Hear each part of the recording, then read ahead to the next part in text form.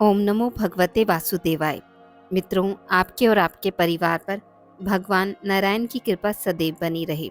प्रत्येक एकादशी का अपना एक महत्व होता है। हर माह में 2 एकादशी पड़ती हैं और साल में 24। हालांकि प्रत्येक तीसरे वर्ष अधिक मास होने से 2 एकादशी जुड़कर ये कुल 26 हो जाती हैं और हर एकादशी बेहद खास होती है। सनातन धर्म में वरुथनी एकादशी का विशेष धार्मिक महत्व है। यह पर्व हर वर्ष वैशाख माह के कृष्ण पक्ष की एकादशी तिथि को मनाया जाता है।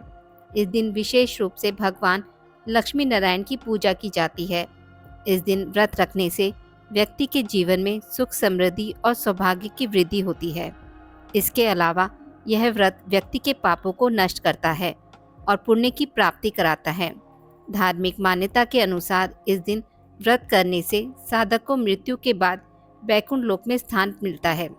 साथ ही यह व्रत सभी संकटों से मुक्ति और जीवन में शांति लाने का उपाय है।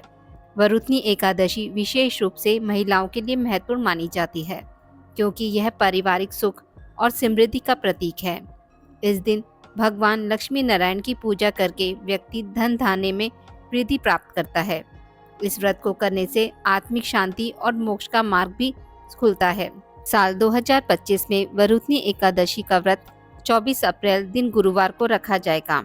एकादशी तिथि प्रारंभ होगी 23 अप्रैल को शाम 4:43 पर। एकादशी तिथि समाप्त होगी 24 अप्रैल को दोपहर 2:32 पर। उदया तिथि के अनुसार 24 अप्रैल दिन गुरुवार को वरुथनी एकादशी का व्रत रखा जाएगा। वरुथनी एकादशी के दिन व्रत पारण का समय रहेगा 25 अप्रैल को सुबह 5:46 से 8:23 तक। इस समय के दौरान व्रती स्नान ध्यान करके विधिवत पूजा करके व्रत खोल सकते हैं और अन्न व धन का दान कर सकते हैं। इस वर्ष वरुथनी एकादशी पर ब्रह्म और इंद्र योग का संयोग बन रहा है। साथ ही शिववास योग भी है। इन शुभ योगों के बीच शतभिषा और पूर्व भाद्रपद नक्षत्र का संयोग होने से यह दिन विशेष रूप से पुण्यकारी माना जाता है। इस समय भगवान विष्णु और मां लक्ष्मी की पूजा करने से साधक के जीवन में अपार सुख और सौभाग्य की वृद्धि होती है। इस दिन पूजा विधि। पूजा शुरू करने से पहले प्रातःकाल जल्दी उठकर स्नान करें और शुद्ध हो जाएं। फिर स्वच्छ वस्त्र पहनें। पूजा की शुरुआत में ओम नमो भगवते वासुदेवाय और ओम श्री लक्ष्मी नारायण नमः मंत्र का जाप करें। पूजा स्थल पर दीपक जलाएं और भगवान लक्ष्मी नारायण की मूर्ति या चित्र को स्वच्छ करें। भगवान लक्ष्मी नारायण को ताजे फूल, फल और पत्तियां अर्पित करें। पूजा के दौरान धूप और अगरबत्तियां जलाएं और वातावरण को पवित्र बनाएं। ध्यान लगाकर भगवान लक्ष्मी नारायण से अपने जीवन में सुख समृद्धि और सौभाग्य की प्रार्थना करें। इस दिन उपवास रखें। यदि संभव हो तो रात को फलाहार करें। पूजा के बाद व्रत खोलने से पहले अन्न, धन या वस्त्र का दान करें। इस प्रकार विधि पूर्वक पूजा करने से जीवन में सुख समृद्धि और भगवान लक्ष्मी नारायण की कृपा प्राप्त होती है। वरुथनी एकादशी व्रत की कथा।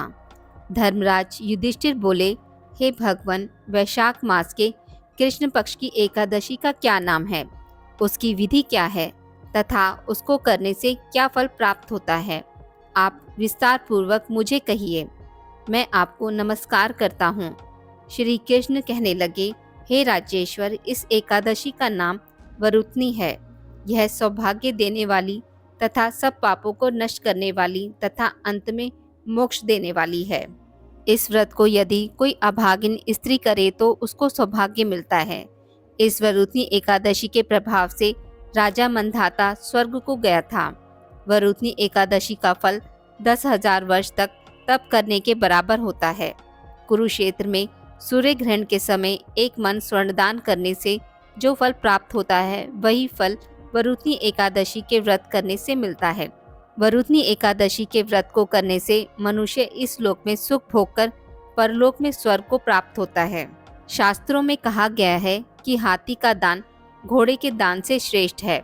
हाथी के दान से भूमि दान, भूमि के दान से तिलों का दान, तिलों के दान से स्वर्ण का दान तथा स्वर्ण के दान से अन्न का दान श्रेष्ठ है। अन्न दान के बराबर कोई दान नहीं है। अन्न दान से देवता, पितर और मनुष्य तीनों तृप्त हो जाते हैं। शास्त्रों में इनको कन्यादान के बराबर माना गया है।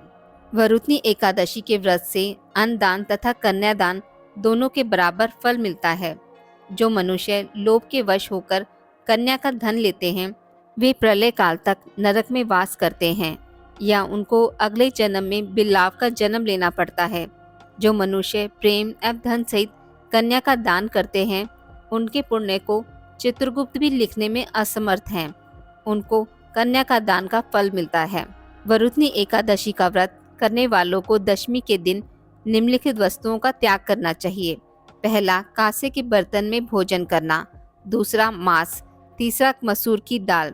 चौथा, चने का शाक। पांचवा, कोदो का शाक। छठा, मधु यानी शहद। सातवां, दूसरे का अंत। आठवां, दूसरी बार भोजन करना।